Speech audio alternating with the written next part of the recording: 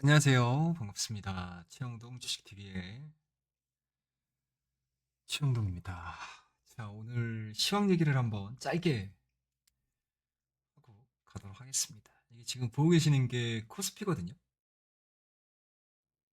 이게 어제 제가 시황 얘기를 하면서 일단은 주 초반에는 하락을 할 것 같습니다. 라는 이야기들을 해드렸죠. 그러니까 뭐 그게 뭐 맞고 틀리고는 사실은 중요하진 않는데 우리가 생각했었던 지수의 레벨단이 있었잖아요. 그 레벨단이 이게 어디였었냐면 2500선이었고 코스닥으로 넘어가서 볼까요? 코스닥은 아직 여유는 있기는 있어요. 제가 왜 코스피하고 코스닥의 레벨 수준을 좀 차이를 뒀냐면 그래도 코스피는 물론 삼성전자의 대차장고가 늘어나서 약간 불안하게 보기는 했었는데 삼성전자와 SK하이닉스를 동반해서 저 정도까지 밀 거라고는 사실은 생각을 잘 안 했었거든요. 예. 오히려 뭐 조선이나 방산이나 그러니까 쉽게 시청 상위 쪽에 위치해 있는 종목군들보다는 이게 상대적으로 많이 올라와 있었던 종목군들이 저 종목군들이었거든요. 근데 삼성전자와 SK하이닉스가 오늘 밀어내고 오히려 조선이나 방산주들 같은 경우는 버티거나 좀 플러스로 마무리를 시켜버린 거였잖아요. 한번 전체 종목을 한번 볼까요? 큰 틀로 보게 되면 캡처를 해서 좀 보여드리도록 하겠습니다. 이런 식으로 가는 거잖아요, 지금. 그죠? 하나오션, 뭐 엔진 종목군들. 그다음에 이제 방산주 쪽 같은 경우도 현대로템이나 뭐 하나 에어로스페이스라든지 항공항공우주라든지 이런 종목군들이 그렇게 크게 빠지지는 않았어요. 근데 오히려 저는 삼성전자고 SK 하이닉스를 묶어둔 상태에서 조선주나 방산 쪽을 좀 드라마틱하게 차익을 실현시키지 않겠냐 이 생각을 했었거든요. 그래서 코스피의 위치를 그렇게까지 타이트하게 막 보지는 않았어요. 그런데 여지없이 빗나갔죠, 예측이. 코스피는 제가 생각을 하고 있었던 레벨 단이라고 할 수 있는, 레벨 하단이라고 할 수 있는 2500선을 그냥 단 하루 만에 무참히 깨버렸고요. 물론 이제 내일 뭐 2500선 위로 다시 올라오게 되면 여전히 이 가격대에서의 지지는 유효하다라고 보는 건데 이게 주초에 계속 더 강한 하방 압력을 받으면서 뭐 2450이 되거나 아니면 2400선까지 밀리는 그림들이 형성이 된다라고 하게 되면 사실은 이거는 예측의 실패라고 보는 거고요. 예, 그죠? 그게 맞겠지. 그리고 상대적으로 이제 코스닥 쪽으로 넘어가서 보게 되면 코스닥을 제가 왜 이렇게 조종의 그 레벨 단을 깊이 봤었냐라고 하게 되면 뭐 오늘 눈으로 확인해 보셔서 아시겠지만 일단은 2차 전지는 밸류에 있어서 그리고 대차장고 그죠? 그리고 뭐 소위 얘기하게 되면 버틸 수 있을 만한 뭐 요인들이 없는 거잖아요. 관세에도 취약하고. 그러니까 이런 애들이 빠질 거라고 봤거든요. 오늘 상당히 깊게 빠졌잖아요. 이차전지 관련주도. 뭐셀 포함해서 뭐 양극재, 음극재 할 것 없이 전체가 지금 다 충격을 받은 상황이고. 제가 이차전지를 뭐 이제 금양을 한번 컨텐츠로 다루고 나서 더 이상 이차전지에 대해서 얘기를 안 하겠다라고 말씀드렸는데 이거는 뭐 시장 이야기니까 뭐 이해를 해주시기 바라겠습니다. 뭐 한 가지 덧붙이자라고 하게 되면 2차전지의 하방은 끝난 건 아니에요. 네, 끝난 건 아니다. 한번 이제 공매도가 불을 뿜기 시작을 하게 되면 공매도는 쉽게 말씀드려서 이제 뼈까지 발라먹는 그런 수급의 성격을 많이 갖고 있거든요. 그러니까 쇼커버가 일어나 가지고 엄청나게 올리는 속도가 드라마틱하게 빨랐던 거하고 반대로 놓고 보게 되면 한 번 공매도가 하방 포지션을 잡아버리게 되면 이거를 자연 낙하, 그러니까 자유 낙하가 이루어지는 거죠. 그러면 그동안에 이 종목에 들어가 있었던 뭐 신용 물량도 털릴 수 있게끔 아예 그냥 설계를 하고 들어오는 거기 때문에 오늘 좀 급격하게 공매도 물량의 출회로 인해서 하방을 맞았던 종목군들은 생각했던 것보다 하락의 깊이가 굉장히 클 수도 있습니다. 이거는 뭐 경험상, 네, 뭐제 경험상 말씀드리는 거니까 참고를 해주시고요. 그러면 우리나라 코스닥의 시총 상위 종목군들의 구성 요소들을 보게 되면 일단은 바이오, 그 다음에 2차 전지, 그러니까 지수에 영향을 미칠 수 있을 만한 대부분의 종목군들이 다 이거예요. 다 이겁니다. 바이오도 취약하죠, 사실은. 오늘 뭐 알테오젠을 빼고 나서는 뭐 특별하게 올라간 게 없죠. 그리고 2차전지는 뭐 말할 것도 없고 지금 거의 뭐 초토화된 상황이고요. 그리고 뭐 하여튼 뭐 이 정도 수준에서 움직였습니다. 그러면 얘네들이 아직은 꼭지에서 더 내려온 건 아니거든요. 정점에서 아직 더 내려온 건 아니에요.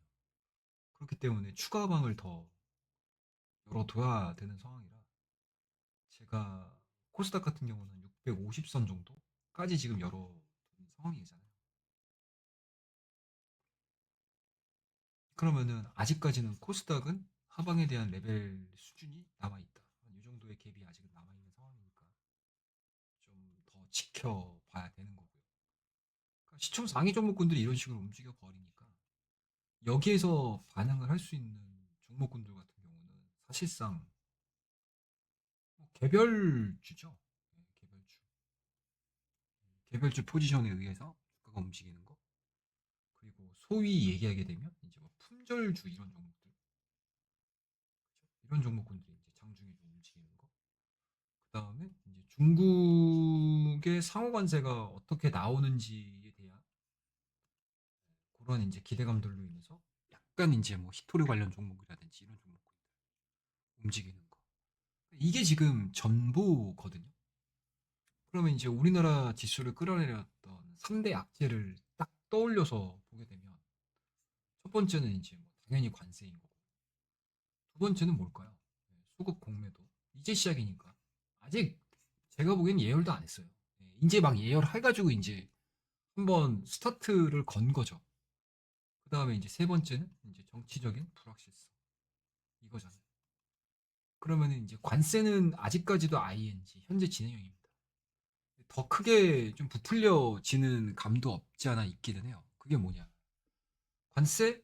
자, 좋아. 뭐 미국을 제외하고 나서 나머지 기업, 나머지 국가들에 대해서 다 20% 평등한 건 좋습니다, 여러분들. 네, 그거는 좋지만 어찌됐든 관세 20%로 인해서 국가 간의 무역 분쟁이 일어날 수 있는 건 당연한 거고. 그리고 그게 이제 상호 관세로 계속 치고받고 치고받고 치고받고 해버리게 되면 물가가 올라갈 수밖에 없는 구조. 물가가 올라갈 수밖에 없는 구조. 그러면 이제 요번 주에 미국의 경기 데이터가 당연히 나오겠죠? 네, 당장 우리나라 같은 경우는 이제 3월 수출 데이터를 확인해야 되는 거니까 이거는 뭐 우리나라만의 이제 이슈들이니까 이거는 참고를 해야 되는 상황들이고 그냥 그러니까 매크로적인 관점으로만 놓고 보게 되면 경기 데이터 특히 이제 뭐 뭐라고 해야 될까?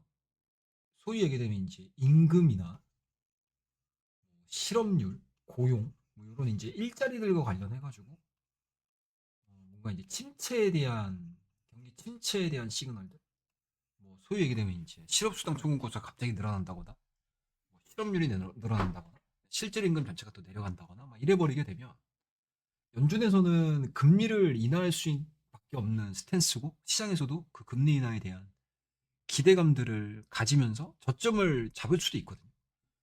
근데 이게 또 한편으로 이 관세 부분들로 인해서 물가가 올라가 버리게 되면 연준에서는 진짜 완전히 뭐라고 해야 되나 사면 초과죠. 네, 뭐 어떻게 결정을 해야 될지 몰라. 어렵게 돼버리는 거야. 그럼 시장에서는 당연히 저 부분들을 보면서 혼란을 느낄 수밖에 없는 거고. 그렇기 때문에 확정적으로 지수가 바닥이 여기입니다라고 얘기를 하기가 상당히 껄끄러워요. 대부분이 아마 그럴 거예요. 자, 그리고 두 번째 이제 공매도죠. 공매도 아직 멀었어요. 아직 멀었습니다. 그리고 오늘 저도 저희 회원님들하고 이야기를 할 때 삼성전자와 SK 하이닉스가 이 정도까지 하락을 한다? 공매도 영향을 좀 받는다? 여기까지는 저도 예상을 못했거든요. 그래서 저희 멤버십 회원님들한테도 요건 좀 과한 것 같다. 뭐 물론 이제 빠른 시간 안에 다시 58,000원대, 59,000원대를 회복을 하고 이 현재 지금 진행되고 있는 이 한 4개월여, 5개월여 기간 동안에 박스권 상단위에서 움직인다라고 하게 되면 회복을 하는 거죠. 그러면은 역으로 보게 되면 삼성전자가 다시 저 박스권 상단에서 움직이는 주가를 형성을 하게 되면 공매도의 타겟은 자연스럽게 어디로 간다? 조선하고 방산으로 가버리는 거예요. 그러면 이제 지수는 좀 덜 영향을 받겠죠. 조선, 방산 이런 애들이 이제 주가가 그동안에 좀 많이 움직였다. 밀리겠죠. 근데 오늘 또 조선하고 방산주들이 올라갔던 이유들을 보게 되면 그래도 이유 있는 그리고 내러티브가 살아있는 이런 종목군으로 버티긴 버티는구나. 그리고 실적이 기대가 되는 이런 것들까지 딱 붙어버리니까 사실 이것도 눈으로 확인을 해야 되지 우리가 어설프게 예측을 하기에는 상당히 애매한 구간에 들어와 있다고 보는 거죠. 근데 한 가지 확실한 거는 말씀드릴게요. 삼성전자가 다시 이 자리로 돌아와 그러고 삼성전자와 SK 하이닉스에 대한 공매도가 약간은 좀 낮아져 좀 잦아들어 그러면은 자연스럽게 얘네들 그동안에 많이 움직였던 애는 이쪽으로 공매도 다시 옮겨. 저는 이럴 것 같아요. 그러면은 그러니까 오늘 같은 경우 뭐 하나오션이나 볼까요?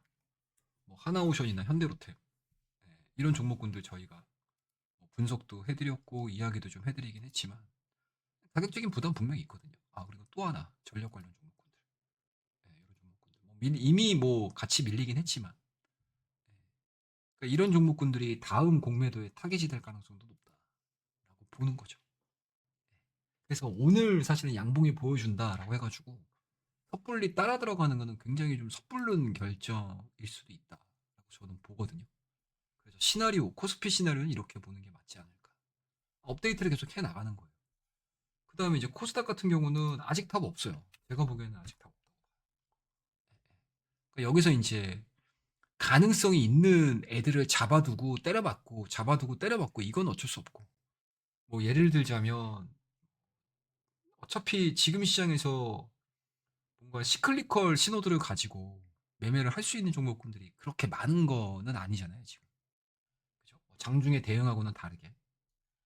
그러면은 이것도 시장에서 예측을 할 수 있는 부분들이긴 한데 일단은 첫 번째로 보자고요. 세 번째지. 그러니까 트리플 악재인 거잖아요, 지금 시장이. 관세 이야기했고, 그다음 이제 공매도 이야기했고요. 그다음에 나머지 하나가 이제 이거는 인위적으로 우리가 해결을 할 수 있는 문제긴 해요. 그게 뭐다? 정치적인 이벤트. 정치적인 이벤트 하니까 막 숨기는 것 같은데 그냥 말씀드릴게요. 현재 현직 대통령에 대한 탄핵 결정. 탄핵 결정일이 도대체 며칠이냐. 이게 확정만 돼도 지수는 바닥 찍을 수도 있어요.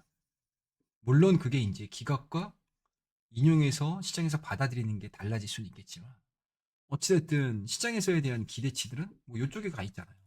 그죠? 이쪽이 돼야지 바닥을 치고 올라오는 거잖아요. 그죠? 기각이 돼가지고 현직 대통령이 다시 복귀를 해서 시장이 반응을 하는 거는 뭐 모르겠지만 어찌됐든 불확실성에 대한 해소 부분들로 받아들일 수 있고 어찌됐든 시장의 바닥을 만들 수 있는 또 하나의 이 세 가지 악재 중에 하나이기 때문에 이게 주중 초반에 빠르게 결정이 돼버리게 되면 정점을 찍고 올라올 수 있겠죠. 그럼 여기서 이제 정점을 찍고 올라오는 종목군들이 뭐가 될지는 좀 지켜봐야 되겠지만 일단은 밀리는 과정에서 우리가 이 시나리오들을 기반으로 해서 매수를 할 수 있는 테마주들 같은 경우는 테마주밖에 없어요. 지금 현 시점에서 뭐다? 뭐 각각의 정당, 뭐 여당, 야당, 뭐 제 3당, 4당, 대권 주자들, 인맥주들 이런 주들 사는 거죠. 박아놓고 밀리더라도 박아놓고 밀리더라도 박아놓고 그리고 이게 불확실성이 해소가 되거나 기대감들로 확 바뀌어버리게 되면 그와 관련해서 뭐 먼저 일단은 뭐 이재명 관련 주들이 먼저 뜰 거고요. 그 다음에 이제 뭐 여당 쪽에서 뭐 누구 뭐 예를 들자면 뭐 한동훈 관련주도 있을 거고 뭐 안철수도 있을 거고요. 그 다음에 뭐 홍준표, 그 다음에 뭐 김문수, 뭐 오세훈, 뭐 하여튼 잠룡들 많지 않습니까? 그와 관련된 종목군들이 이제 슬금슬금 또 바닥에서 올라오겠죠. 거기에다가 또 여기서 확산되게 되면 정책주도 이런 종목군들 퉁퉁퉁퉁 사놓고 만약에 요 이슈가 나와가지고 이제 붕 뜨게 되면 던지고 그리고 실질적으로 기각일지 인용일지는 모르겠지만 만약에 그냥 시장에서에 대한 기대감 시장에서 이쪽으로 나와야지 그래도 시장이 기각보다는 좀 더 반등이 빠를 거야 라고 예측을 하는 거는 사실은 인용 쪽에 가까워요. 이거는 뭐 정치 성향을 빼고 우리가 주식을 하는 사람이니까 주식만 놓고 봤었을 때. 그러면 이제 인용이 딱 되는 순간 시장은 뭘로 들어가죠? 이제 기대감으로 바뀌는 거지. 새로운 정부가 들어서고 새로운 인물이 대한민국 호를 이끌어가는 거고 그 다음에 트럼프 2기에 또 카운터 파트너로서 뭐 협상 테이블을 꾸릴 수도 있는 거니까 이게 그동안에는 불확실성으로 작용이 되다가 이제 기대감들로 작용이 되는 거고 그리고 트럼프 2기도 마찬가지로 기존의 대통령을 상대하는 거하고 새로운 대통령을 또 상대하는 거하고는 또 다른 스탠스를 보여줄 수 있거든요. 그거에 대한 기대감들인 것 같습니다. 지금 시장의 레벨은 코스닥은 아직은 좀 더 남았다라는 생각을 가지고 있고요. 코스피 같은 경우는 지수의 레벨단이 뭐 지금 구간에서 완전히 이탈했기 때문에 추가적으로 더 하락합니다라고 얘기를 할 수는 없는 것 같기는 해요. 내일 이제 지수가 어느 정도 위치에 있느냐에 따라서 새로운 전략들을 짜봐야 되겠지만 만약에 2500선을 중심으로 해서 뭐 가격대가 계속 횡보를 한다거나 아니면 다시 2500선 위에 올라간다고 하게 되면 공매도가 타겟으로 하고 있는 기업과 업종 이런 것들이 좀 많이 바뀔 수 있다. 그런 전략들을 세워가시면서 시장을 좀 보시는 게 맞지 않겠냐라고 생각을 하고 있습니다.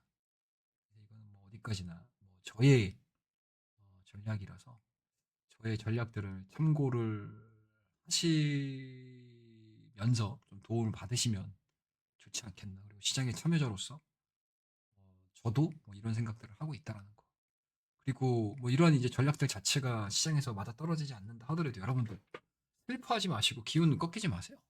시황이라는 거는 항상 좀 뒷북에 가까운 경우들이 있어요. 그래서 이렇게 하나하나씩 앞으로 일어날 수 있는 것들에 대한 시나리오들을 계속 써 나아가는 것들을 훈련을 하시게 되면 웬만한 무슨 뭐 우리 흔히들 뭐 경제 평론가, 뭐 이코노미스트 되게 막 이렇게 이게 되게 뭐 엄청난 것처럼 생각하시잖아요. 아니에요, 여러분들. 어차피 똑같은 케이스는 계속 돌거든요. 거기서 이제 과거 데이터, 그리고 현재 이제 시장에서 어떻게 반영을 하느냐 이런 것들에 대한 그냥 자기 나름대로의 이야기를 해주는 사람이라고 생각을 하시면 됩니다. 그래서 시장이라는 거는 각자가 대응하는 거에 따라서 완전히 천차만별의 결과물들이 나올 수 있는 거기 때문에 항상 여러분들 시장이 이렇게 나를 슬프게 하고 나를 무섭게 한다 하더라도 전혀 위축되지 마시고요. 시장은 어느 순간 되게 되면은 찍습니다. 찍고 다시 올라와요. 그 올라올 때를 찾는 게 주식을 하는 사람들이 항상 해야 되는 일이에요. 그리고 시장이 밀리는 거나 이런 것들은 다 예측을 해놓은 상태에서 우리가 얘기를 하는 거고 그죠? 그리고 진행이 되는 과정에서는 더 밀릴 거야? 이거 고민하지 마세요. 어디 시점에서 저점을 찍을 것이냐. 그리고 저점을 찍는 순간 기존의 주도주들에서 새로운 주도주가 나오는 시장이냐 아니면은 기존의 주도주가 다시 또 시장을 또 끌어올리는 시장이 되는 것이냐. 쉽게 해서 시장의 색깔, 시장의 성격 이런 것들을 분석을 하는데 내 예측에 모든 에너지를 쏟는다라고 하게 되면 언제든지 살아나실 수 있습니다. 저도 그러한 매매들을 통해서 살아났던 사람이고 언제나 시장의 하락 구간을 하락 기간을 이겨냈던 사람 중에 한 명이다. 그러니까 제 경험을 토대로 해서 여러분들한테 말씀을 좀 드리는 거니까 참고하시게 되면 그래도 조금이나마 도움이 되실 거라고 저는 생각을 하고요. 좀 오늘 3월 말일, 사실상 뭐 달력이 3월 말일이지 저는 4월이라고 생각합니다. 4월 뭐 첫거래일, 진 첫거래일, 좀 쉽지 않은 시장 반응이었지만 항상 실망하지 마시고 기운 빠지지 마시고 항상 할 수 있다라는 마인드를 가지고 또 내일 또 새로운 기대를 가지고 우리 아침에를 바라보며 시장을 맞이해 보도록 하겠습니다. 오늘 이야기가 좋으셨다면 구독과 좋아요, 알림 설정 부탁드리고요. 그리고 제 화면에 좌측 상단에 보시게 되면 이렇게 QR코드가 있습니다. 이 QR코드는 우리 텔레그램 방입니다, 여러분. 공식 방이니까요. QR코드 찍으셔가지고 들어오시면 또 장중에 시장에서 이야기가 벌어지고 있는 것들 생생하게 또 전달을 해드릴 테니 많이들 참여해 주셔서 소통하는 공간으로 만들어 보도록 하겠습니다. 자, 그럼 오늘 이야기는 이 정도에서 마무리를 하고요. 다음 시간에 또 좋은 이야기들을 가지고 여러분들에게 찾아뵙는 신흥동 전문가가 되도록 하겠습니다. 감사합니다.